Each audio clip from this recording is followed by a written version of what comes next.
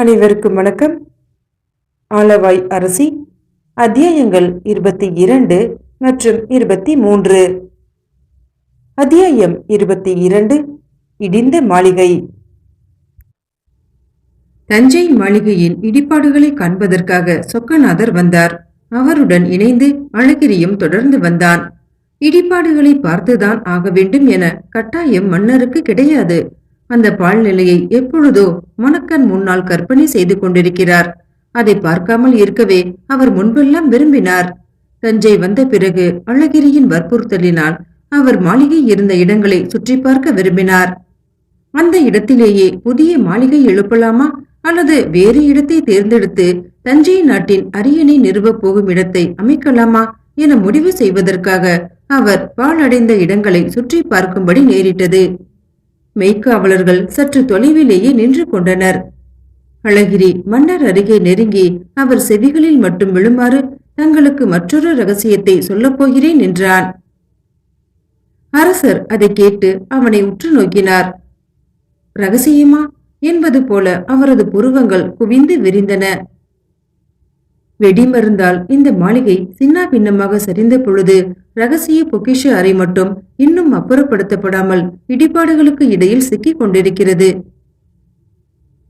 உனக்கு எப்படி தெரியும் என சர்வசாதாரணமாக மன்னர் செய்திக்கு முக்கியத்துவம் கொடுக்காதது போல கேட்டார். எனக்கு வெங்கண்ணா சொன்னார் என்றான் அழகிரி.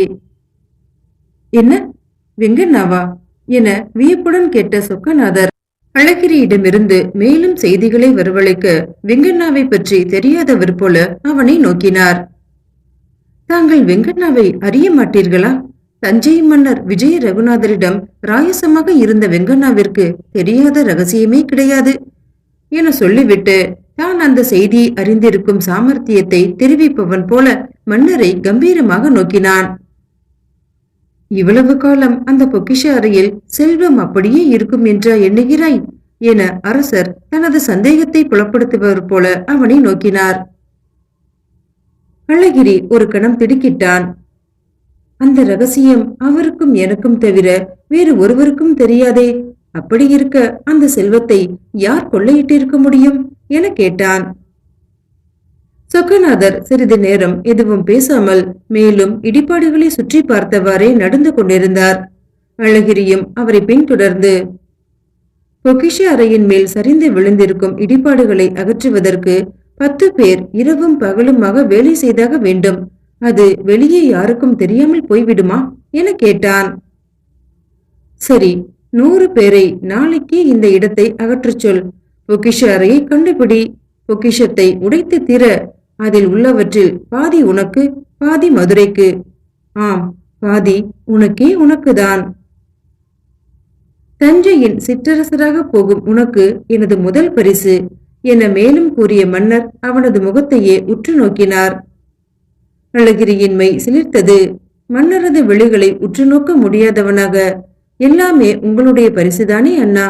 பொக்கிஷ அறையை தோண்டி எடுப்பதற்காக மட்டும் ஆட்கள் வேலை செய்தால் போதாது. இங்கே பூஜை மண்டபம் ஒன்று இருந்தது. அதையும் கட்டாயம் அகழ்ந்து எடுக்க வேண்டும் என்றான். மன்னர் தலையசைத்தார். இன்னும் 2 நாட்களில் இடுபாடுகள் அகற்றப்பட்டு விடும். மன்னரிடமிருந்து பிரிந்த அழகிரி கவலையும் பயமும் மேலிட்டவனாக வெங்கண்ணாவிடம் ஓடினான். கதிரவன் மேற்கு வாயிலில் மறைந்துவிட்ட சமயம். ஆற்றகரை நந்தவனம் கூடடையும் பறவைகளின் கூச்சலால் மேலும் கலகலப்பு மிகுந்திருந்தது. வெங்கண்ணா அந்த சமயம் குடிலில் இருப்பாரோ மாட்டாரோ என்ற சந்தேகத்துடன் விரைந்து சென்ற அழகிரியின் கரத்தை யாரோ புதர் மறைவிலிருந்து தொட்டது போல தோன்றியது. திடுக்கிட்டு திரும்பிய அழகிரி, நீயா? இந்த இடத்தில் என்ன செய்து கொண்டிருக்கிறாய் என கேட்டான். பறவைகளை எண்ணிக்கொண்டிருக்கிறேன் என பறவைகளைப் போல நகைத்தாள் கமலி. அப்பா எங்கே? அவரை நான் அவசரமாக பார்க்க வேண்டும்.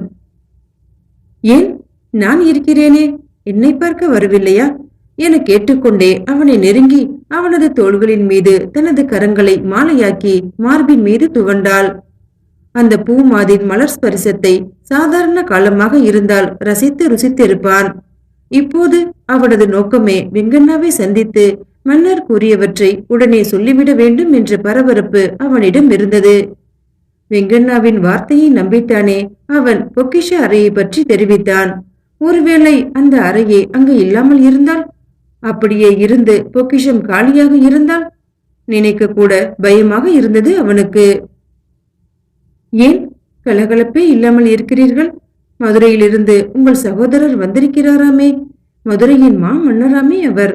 உங்களுக்கு மகுடாபிஷேகம் செய்ய நாளை குறித்து கொண்டு வந்திருக்கிறாரா என கேட்டுக்கொண்டே அவன் கரங்களை பிடித்துக்கொண்டு தட்டாமலை சுற்றினாள். அழகிரியோ கமலியின் முகத்தை கண்ணிமைக்காமல் பார்த்துவிட்டு ஏதோ ஒரு முடிவுக்கு வந்தவனாக ஆமாம் என்றான். அவன் அப்படி சொல்லித்தான் ஆக வேண்டும். மதுரை மன்னர் என் தலையில் மகுடத்தை சூட்டப் போகிறாரா அல்லது மட்குழியில் தள்ளி இடிபாடுகளை போட்டு மூடிவிடப் போகிறாரா? அவரிடமிருந்து நல்ல விதமாக தப்ப வேண்டுமானால் இப்போது வெங்கண்ணா உதவாவிட்டால் வேறு வழியே இல்லை. அவர் எங்கே போய்விட்டார் என எண்ணியவாறே, உன் அப்பா எப்போது வருவார் என கேட்டான். தெரியாது என்பதற்கு அடையாளமாக தன் இதழ்களை குவித்த கமலியின் வனப்பை கூட ரசிக்க முடியாமல் கமலியின் தோள்களை பிடித்து உலுக்கி, கமலி, மிக அவசரமாக உன் தந்தையை நான் சந்தித்தாக வேண்டும். சொல்லக்கூடாதா? இங்கேதான் போயிருக்கிறார் என கேட்டான். கமலி குழந்தையைப் போல கலகலவென்று சிரித்து தன் கரத்தை உயர்த்தி ஒரு இடத்தை காட்டினாள். ஓடும் ஆற்று நீரில் வெங்கண்ணா மாலை வந்தனம் செய்து கொண்டிருந்தார். உங்களுக்காகத்தான் அவர் காத்து கொண்டிருக்கிறார் என கூறிவிட்டு கமலி அவனது மறுமொழியை கூட பார்க்காமல் குடிலுக்குள் சென்று விட்டாள். அவளது நடையின் அழகை கூட அவனுக்கு ரசிக்க முடியவில்லை. வெங்கண்ணாவை நோக்கி அவன் ஓடினான். ஐயா, ஐயா, ஆபத்து, சீக்கிரமாக வாருங்கள் என பரபரப்புடன் கூவினான். மூக்கை பிடித்துக் கொண்டு நின்று கொண்டிருந்த வெங்கண்ணா என்னவோ ஏதோ என்று, என்ன அழகிரி, என்ன ஆயிற்று, அரசர் என்ன கூறினார் என கேட்டுக்கொண்டே கரையேறினார். அழகிரி நடந்தவற்றை ஒன்று விடாமல் கூறவும் வெங்கண்ணா பெரிதாக நகைத்து, நீ ஒரு பெரிய பைத்தியம், உன் அண்ணன் மதுரை மன்னன் ஒரு பெரிய பைத்தியம், பொக்கிஷம் என்றால் 2 பேரும் இப்படியா வாயை பெரிதாக திறக்கிறீர்கள் என்றார். அப்படியென்றால் அங்கு பொக்கிஷமே கிடையாதா? பொக்கிஷமாவது மண்ணாவது. அப்படியென்றால் பொய் சொன்னீர்களா? என்னை சிக்க வைத்து விட்டீர்களே என நடுக்கத்துடன் கேட்டான் அழகிரி. அவன் தோள் மீது பரிவுடன் தன் கரத்தை வைத்து, கவலைப்படாதே, பொக்கிஷ அறையை தேடி எடுப்பதற்காக இடிபாடுகளை அகற்றினால் அங்கே பெரிய நடனக்கூடம் ஒன்று சிதையாமல் இருப்பதை காணலாம் என கூறிவிட்டு சற்று நிறுத்தினார். பூஜை மண்டபத்தை பற்றி நான் சொல்லி இருக்கிறேனே என பரிதாபமாக வெங்கண்ணாவை பார்த்தான் அழகிரி. பூஜை மண்டபம் இருக்கட்டும், இந்த நடன மண்டபம் இருக்கிறதே, அதை வைத்துக்கொண்டு பெரிய நாடகமே ஆடப்போகிறோம். நான் அன்று சொன்னேனே, நினைவிருக்கிறதா? மதுரை மன்னரை காண மோகனா அங்குதான் வரப்போகிறாள் என கூறிவிட்டு நிறுத்தினார். அழகிரி திறந்த வாய் மூடாமல் வெங்கண்ணா சொல்வதை நோக்கி கொண்டிருந்தான். அந்த மண்டபத்தில்தான் ஒரு சமயம் பெரும் யாகம் ஒன்று நடைபெற்றது. அங்குதான் பல தேசத்து மன்னர்கள் கூடியிருந்தார்கள். தங்கத்தால் செய்யப்பட்ட பசுவின் வயிற்றின் வழியாக அரசர் விஜய ரகுநாதரும் அவரது மனைவியும் புகுந்து வரும் கிரண்ய கற்பம் என்னும் வேள்வியை காண பல நாட்டு மன்னர்களும் காத்திருந்தனர். மதுரை மன்னர் சொக்கநாதருக்கு அழைப்பு இல்லை. ஆனால் மதுரை மன்னர் சொக்கநாதர் மாறு வேடத்தில் அங்கு வந்திருந்தார். அந்த சபா மண்டபம் தான் இது. அந்த சபா மண்டபத்தை கண்டவுடன் உன் சகோதரருக்கு பழைய நினைவுகள் வந்துவிடும். அப்போது மெல்ல அடிமேல் அடி வைத்து மோகனா அங்கு வருவாள். மோகனாவா? மோகனா இங்கு எப்படி வருவாள் என தனது அறியாமையை காட்டி கேட்டான். வெங்கண்ணாவுக்கு ஒரு கணம் சீற்றம் மிகுந்தது. நீ அரசனாகி நாட்டை எப்படி ஆளப் போகிறாய் என கேட்டுவிட வேண்டும் போல் இருந்தது. ஆனால் அடக்கிக் கொண்டு, நான் சொன்ன திட்டங்கள் எல்லாம் மறந்து விட்டாயா? மோகனாவிற்கு பதிலாக அங்கே கமலி வருவாள் என்று கூறி முடிப்பதற்குள் அழகிரி எல்லாவற்றையும் புரிந்து கொண்டு விட்டவன் போல, கமலி வருவாள், சொக்கநாதர் மயங்கி விடுவார், மோகனா என்றே மயங்கி விடுவார். சரி, நான் இப்போதே இடிபாடுகளை அகற்றுவதற்கான வேலைகளை தொடங்கச் செய்கிறேன் என்றான். அத்தியாயம் 23. வெங்கண்ணா சிரித்தார். மதுரையில் திருமலை நாயக்கரால் கட்டப்பட்ட பிரம்மாண்டமான மாளிகையை ஒரு தடவை சுற்றி பார்த்து முடித்திருந்தாள் மங்கம்மாள். மேல்நாட்டு சிற்பிகளின் யோசனையும் நம் நாட்டு சிற்பிகளின் உழைப்பும் ஒன்று சேர்ந்து உருவாக்கப்பட்ட அந்த மாளிகையின் அந்த புறத்து பலகணியிலிருந்து நோக்கினால் மதுரை மாநகரம் முழுமையும் தெரியும். அவளை அறியாமல் அவள் கரங்கள் கோபுரத்தை நோக்கி கூப்பும். ஒவ்வொரு வெள்ளிக்கிழமையும் அன்னை மீனாட்சி அம்மையின் சன்னிதானத்தில் நின்று மெய் மறந்து துதிக்கையில் அவள் என்ன வேண்டியிருப்பாள்? அழியாத மாங்கல்யத்தை கொடு என வேண்டியிருப்பாளா? நாட்டு மக்களுக்கு நல்வாழ்வு கொடு என வேண்டியிருப்பாளா? இரண்டையும் தான் வேண்டியிருப்பாள். சொக்கநாதர் நீண்ட காலம் வாழ்ந்தால்தானே அவளுடைய மாங்கல்யமும் அழியாமல் இருக்கும். அவர்கள் இருவரும் நலமாக வாழ்ந்தால் மக்கள் மகிழ்வுடன் வாழ கேட்க வேண்டுமா? மங்கம்மாவுக்கு பாண்டிய நாட்டின் மக்கள் மீது அபார அன்பு. அவர்களது கள்ளம் கபடமற்ற தன்மை அவளை மிகவும் கவர்ந்து விட்டது. வறுமையும் பிணியும் நாட்டிலே இருக்கக்கூடாது என அவள் விரும்பினாள். அரண்மனை வாயிலில் உச்சி வேளையில் வேறு மண்டாக்களில் சோறு கலந்து வைத்து பசியென வருகிறவர்களுக்கு இல்லை என அது கொடுக்க ஏற்பாடு செய்தாள். இரவு நிலா முற்றத்தில் மன்னருடன் அமர்ந்து பேசிக் கொண்டிருக்கும் வேளையில் தன்னுடைய மனதில் எழும் ஆசைகளை எல்லாம் கூறுவாள். அந்த வயதிற்கு ஒத்த வெறும் பருவ ஆசையாக மட்டும் அவை இருப்பதில்லை. பெரும் பெரும் திட்டங்களை அவள் உருவாக்குவாள். சந்திரகிரியிலிருந்து மதுரை வரும் வழியில் உள்ள சாலைகள் எல்லாம் பழுதடைந்து இருப்பதை பார்த்த பொழுது அகலமான சாலைகளை ஏன் அமைக்கக்கூடாது என தோன்றும். சாலை அமைப்பை பற்றி ஒரு பெண்ணுக்கு ஆசை தோன்றுவது சற்று விசித்திரம்தான். ஆனால் மங்கம்மாள் மனதில் பெரும் சாலைகள் அமைப்பதை பற்றியும், சாலைகளின் இரு பக்கங்களிலும் நிழல் தரும் மரங்களை வளர்ப்பது பற்றியும், வழிப்போக்கர்கள் யாத்ரீகர்கள் பற்றியும், களைப்பு தீர தங்கி செல்ல விடுதிகள் கட்டுவது பற்றியும் அவள் சிந்திப்பாள். சொக்கநாதருக்கு தனது அன்பைக்குரிய மங்கம்மாவின் எண்ணங்களை எண்ணும் போது பெருமையாகத்தான் இருந்தது.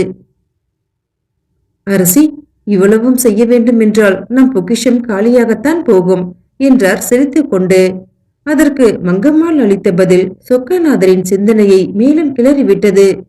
மதுரை நாட்டிற்கு அடங்கியுள்ள சிற்றரசர்கள் பல ஆண்டு சரிவர கப்பம் செலுத்துவதில்லை என்பதும், கீழை பாண்டிய நாட்டில் உள்ள பாளையக்காரர்களிடமிருந்து வரி வசூல் சரிவர ஆவதில்லை என்பதும் மங்கம்மாள் தெரிந்து வைத்திருப்பதை அறிந்த சொக்கநாதர் இவ்வளவிற்கும் நேரம் எங்கே இருக்கிறது என ஆச்சரியப்பட்டார். பொழுது புலரா வண்ணம் எழுந்துவிடும் மங்கம்மாள் சூரிய உதயத்திற்கு முன்பே பூஜை புனஸ்காரங்களை எல்லாம் முடித்துக் கொண்டு விடுவாள். மறுமொழி எழுதுவதற்காக ராயசத்தின் இருக்கைக்கு சென்று அவர் வைத்திருக்கும் குறிப்புகளை எல்லாம் ஒருமுறை பார்வையிட்டு வந்து விடுவாள். பிறகு அந்த பெரும் மாளிகையின் ஒவ்வொரு பகுதியாக ஒவ்வொரு நாளைக்கு சென்று பார்த்து ஆக வேண்டிய சீர்திருத்தங்களை கூறுவாள். அப்படியும் நேரம் மிகுதியாக இருப்பதை அறிந்த மங்கம்மாள் கோவிலுக்கு நாள்தோறும் சென்று வரும் வழக்கத்தையும் ஏற்படுத்தி கொண்டாள். அதனால் வீதிகளிலே கலகலப்பு ஏற்பட தொடங்கியது. மக்களின் சுறுசுறுப்பும் அதிகமாகியது. பணியாட்கள் தம் தம் வேலைகளை கவனமாக செய்ய ஆரம்பித்தனர். அரசியின் திறமையை எல்லோருமே மெல்ல மெல்ல போற்றலாயினர். சொக்கநாதரின் செவிகளில் புகழ் உரைகள் விழுந்தன. மங்கம்மாவிடம் அசாதாரண சாமர்த்தியம் ஏதோ ஒன்று இருக்கிறது என்பதை புரிந்து கொண்ட சொக்கநாதர் தான் செய்யும் எந்த செயலையும் செய்வதற்கு முன்பு ஒருமுறை மங்கம்மாவின் ஆலோசனையை கேட்டுவிட வேண்டும் என்னும் வழக்கத்தையும் ஏற்படுத்தி கொண்டார். தஞ்சைக்கு புறப்பட போவதாக சொக்கநாதர் சொன்ன உடனேயே மங்கம்மாள் இடிபாடுகளை பற்றிதான் சொக்கநாதரிடம் கேட்டாள். இடிந்து விழுந்திருக்கும் அந்த மாளிகையை பிறகு யாராவது அகழ்ந்து பார்த்தார்களா என மங்கம்மாள் கேட்டதுமே சொக்கநாதரின் நினைவிற்கு வந்தது இடிபாடுகளை அகற்றி இருந்தால் மற்றவர்களுக்கு தெரிந்திருக்கும். தஞ்சை நாட்டு செல்வங்கள் மண்ணிலேதான் புதையுண்டு கிடக்கும் என மங்கம்மாள் கேட்டது அவருக்கு நினைவுக்கு வந்தது. இப்போது அழகிரி பொக்கிஷத்தை பற்றி கூறியதும் சொக்கநாதர் தான் நாவல் காட்டுவதாக தெரிவிக்காமல் இடிபாடுகளை அகற்றும் வேலைகளை மேற்கொள்ளுமாறு தெரிவித்தார். அழகிரிக்கும் அதில் பங்கு தருவதாகவும் கூறினார். இரவு பகலாக இடிபாடுகளை அகற்றும் வேலைகள் அழகிரியின் மேற்பார்வையில் நடைபெற்றன. நூற்றுக்கணக்கான பணியாட்கள் தஞ்சை கோபுரத்தை கட்டுவது போல சுறுசுறுப்பாக பணியாற்றினர். உச்சி வெயிலிலும் வேர்வை சொட்ட சொட்ட அவர்கள் வேலை செய்தும் மாளிகையின் அடித்தளத்தை இன்னும் அடைய முடியவில்லை. நாள்தோறும் வெங்கண்ணாவும் அங்கு வந்து பார்த்து சென்றார். அழகிரி கவலையுடன், இன்னும் வேலை முடியவில்லையே என கேட்டான்.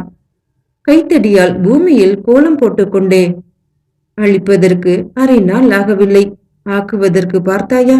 யாருக்காக இந்த மாளிகையை இப்போது மீண்டும் தோண்டி எடுத்து செப்பனிட பார்க்கிறாயோ அவரால் தான் இந்த நகரத்திற்கு இவ்வளவு பெரிய அழிவே ஏற்பட்டது என கூறியவுடன் அழகிரி சற்று கடுமையான குரலில், விஜய ரகுநாதர் தன் மகளை சொக்கநாதருக்கு மனம் புரிந்து கொடுத்திருக்கலாமே, அப்படி கொடுத்திருந்தால் இந்த அனர்த்தம் வந்திருக்காதே என்றான். எல்லாம் அந்தஸ்தின் விளைவுதான் என வெங்கண்ணா பெருமூச்சு விட்டார். அந்தஸ்து என்ன? சொக்கநாதரும் அரசர், விஜய ரகுநாதரும் அரசர். தஞ்சைக்கு மதுரை எந்த விதத்தில் தாழ்ந்தது? விஜய ரகுநாதர் பிறப்பால் அரசர், அந்த கர்வம்தான் அவரது மதியை மறைத்தது. பிறப்பால் யாரும் அரசர் அல்லர். நான் பிறப்பால் அரசனா? எனக்கு தஞ்சை அரசுரிமை கிடைக்கப் போகிறதே. நான் அரசராக போகிறேன் என்பதற்காகத்தான் எனக்கு உங்கள் மகளை மனம் செய்து கொடுக்க போகிறீர்கள். அப்படியே நான் அரசனாக இருந்தாலும் பிறப்பால் அரசராக இல்லாத உங்கள் மகளை நான் மனம் செய்து கொள்ளப் போகிறேன் அல்லவா? என் மகளை பற்றிய கதையை இப்போது கேட்காதே. சமயம் வரும்போது சொல்கிறேன். அந்தஸ்தை பற்றி இப்போது நாம் பேச வேண்டாம். மேலே ஆக வேண்டிய காரியத்தை மிகவும் ஜாக்கிரதையாக கவனிப்போம் என கூறிவிட்டு அவன் தோள் மீது தனது கரத்தை வைத்து அழுத்தியபடி, அழகிரி, நாளை காலையிலே இந்த வேலைகள் முடிந்துவிடும். ஒரு முறை நீ சென்று நர்த்தன குடத்தை பார்த்துவிட்டு வா. அதன் அழகு உன் மனதை மாற்றிவிடும். அத்தகைய மண்டபத்தை கட்டிய பேரரசர் மீது உனக்கு பெரும் மதிப்பு ஏற்படும். நீ இருந்து ஆட்சி நடத்த போகும் இடம். உன் வாழ்வில் சொக்கநாதர் என்றுமே குறுக்கிடாமல் இருக்க வேண்டுமானால் நீ இப்போது நடந்து கொள்ளும் முறையில்தான் இருக்கிறது. பொக்கிஷ அறையை காண வருங்கள் என அரசரை அழைத்து வர வேண்டும். அவரும் அவளுடன் வருவார். அவருக்கு பொக்கிஷம் பெரிதல்ல. அவர் மனதில் வேறு ஏதோ ஒன்று நெருடிக் கொண்டிருக்கிறது. அதை நாம் பயன்படுத்திக் கொள்ள வேண்டும் என வெங்கண்ணா கூறவும், அழகிரி, புரிகிறது புரிகிறது. மோகனாவை மீண்டும் சந்திக்க முடியும் என எண்ணுகிறார் சொக்கநாதர், அப்படித்தானே என்றான். ஆம், மோகனாவின் நினைவு அவரிடமிருந்து முற்றிலும் மாறவில்லை. நீங்கள் கமலியை அதற்கு பகடையாக உருட்ட எண்ணுகிறீர்கள். எவ்வளவு தூரம் வெற்றியடையும் என எனக்கு தெரியவில்லை. மோகனாவின் வடிவத்தை சொக்கநாதர் இன்னும் மறந்திருக்க மாட்டார் என்பது உங்களுக்கு தெரியாதா? அழகிரி, ஒரு நாள் நீ அமைதியாக இரு. எனது திட்டங்கள் யாவும் சரிவர நடந்து வருமேயானால் உன் சகோதரருக்கு நாளையுடன் முடிவு ஏற்பட்டுவிடும். வெங்கண்ணா கூறுவதை கேட்டு அழகிரி நடுநடுங்கினான். ஐயோ, அவரை மறைந்திருந்து குத்தி கொன்றுவிடப் போகிறீர்களா? மோகனாவை காட்டி மயக்கி அவர் வாழ்விற்கே ஒரு அழிவு தேடிவிடப் போகிறீர்களா? வேண்டாம் வேண்டாம் வேண்டாம் ஐயா, சர்வநாசத்திற்கு வழிகோலி விடாதீர்கள் என கை கூப்பினான். வெங்கண்ணா பலமாக சிரித்தார். அவனை சிறு குழந்தை போல அணைத்துக் கொண்டு, உன் அண்ணன் உயிருக்கு ஒன்றும் நேர்ந்து விடாது. அவரை மணந்திருக்கும் மங்கம்மாள் சாமானியமானவள் அல்லல். அரசர் இங்கு வந்திருக்கிறார் என்ற உடனேயே ஏராளமான ஒற்றர்களை இங்கு அனுப்பி இருக்கிறாள். மண்மேட்டை தோண்டுபவர்களில் பாதி பேர் ஒற்றர்கள்தான் என்பது உனக்கு தெரியுமா? அதனால்தான் சொக்கநாதர் உயிரை போக்க ஒன்றும் திட்டமிடவில்லை. ஆனால் அவர் உயிர் இப்போது அவரிடம்தான் இருக்கிறது. அவர் விரும்பினால் காப்பாற்றிக் கொள்ளலாம், இல்லையெனில் அணுவாக சிதைத்துக் கொள்ளலாம். இதற்கு என் மகளை பகடையாக ஆக்குகிறேன் என்றார். உங்கள் மகளையா? என் அருமை காதலியே என சொல்லுங்கள். மோகனாவை போல கமலி இருக்கிறாள் என்பதை தெரிந்து வைத்துக் கொண்டிருக்கும் நீங்கள் இந்த பயங்கர விளையாட்டை விளையாட விரும்புகிறீர்கள். இதனால் அப்படி உங்களுக்கு என்ன லாபம்? அழகிரியின் குரல் இப்போது கம்மி இருந்தது. எனக்கு என்ன லாபம்? என் மகள் தஞ்சை அரசியாக போகிறாள் என்னும் ஒரே லாபம்தான் என வெங்கண்ணா மிக சாதாரணமாக கூறவும் அழகிரியின் மேனி சிலிர்த்தது. தனக்காகத்தான் வெங்கண்ணா இந்த தள்ளாத வயதிலும் மிகவும் சிரமமான காரியத்தில் இறங்குகிறார். அப்படி இருக்கும் பொழுது நாம் ஏன் குறுக்கு கேள்வி கேட்டு அவரை சங்கடப்படுத்த வேண்டும் என்ற எண்ணத்தில், சரி ஐயா, அனைத்தும் உங்கள் இஷ்டம். மன்னர் பொக்கிஷ அறையை பற்றி கேட்டால் என தனது சந்தேகத்தை மீண்டும் எழுப்பினான். கவலைப்படாதே அழகிரி, அவர் பொக்கிஷத்தை பற்றி கேட்கவே மாட்டார். அவரது கண்களில் நர்த்தன மண்டபம் பட்ட உடனேயே அவரது நினைவுகள் எல்லாம் பல ஆண்டுகளுக்கு பின்னோக்கி நகர்ந்துவிடும். எப்படி அவ்வளவு உறுதியுடன் சொல்கிறீர்கள்? நடக்கப் போவதை என அழகிரி கேட்டவுடன் வெங்கண்ணா அந்த இடமே அதிரும் வண்ணம் நகைத்தார். அதுதான் வெங்கண்ணாவின் தனிச்சிறப்பு. நாளை நடக்கப் போவதை இன்றைக்கு யூகித்து முடிவு செய்து வைத்துக் கொள்ளும் மதியுகம் என்னிடம் இருக்கிறது. ஆனால் என் மதியுகத்தை பாராட்டி என் அறிவுக்கு தக்கபடி என்னை பயன்படுத்தக்கூடியவர்கள் யாரும் இலர். நானே வழியே சென்று என் சேவைகளை மற்றவர்களுக்கு அளிக்க முன்வந்தும் ஒருவரும் ஏற்க முன்வரவில்லை. அதனால் நஷ்டமடைந்தவர்கள் அவர்களே. துர்மரணம் அடைந்த விஜய ரகுநாதருக்கு நான் எவ்வளவோ எடுத்து கூறினேன். நான் ஒரு ராயசம்தான், சொன்னதை செய்ய வேண்டியவன் தானே என்ற அலட்சியத்தில் என் யோசனைகளை கேட்காமல் இருந்துவிட்டார். தன் மகளை அழித்து தான் அழிந்து தஞ்சை நாயக்க வம்சமே மண்ணோடு மண்ணாக மாறும்படி செய்துவிட்டார். இப்போது உனக்கு நான் நடக்கப் போவதை சொல்கிறேன்.